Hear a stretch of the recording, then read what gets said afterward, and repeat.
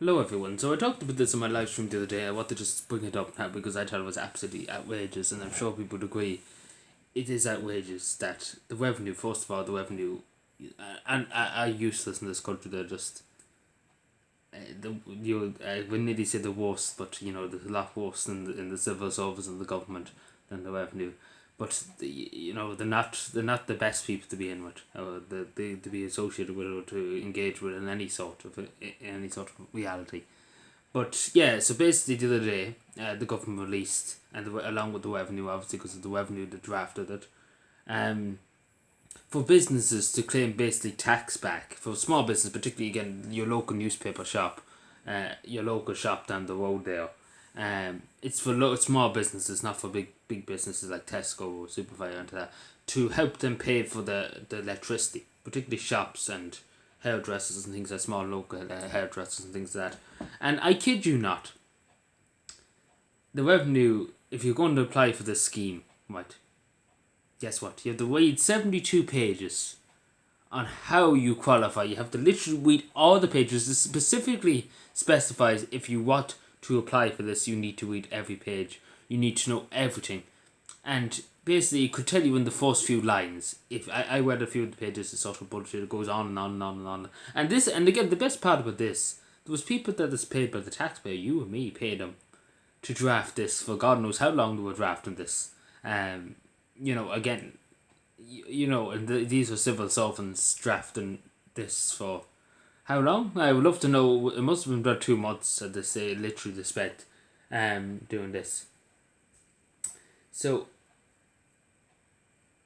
it doesn't make any sense. It shouldn't be 72 pages. At most, it should be 10 pages. Just specify every detail. Like, in the 72 pages, utter bullshit. It's the height of bullshit. They could tell you within the first few pages, because there's pages going on about how many employers have you entitled to have it, and then there's pages about how much you make into this, how many lights you have. It's utter bullshit. They literally they know what you're wearing underneath your underwear or something like that. We obviously know, but they would want to know, because obviously they wouldn't really ask what you had for breakfast and how much was it and X, Y, and Z.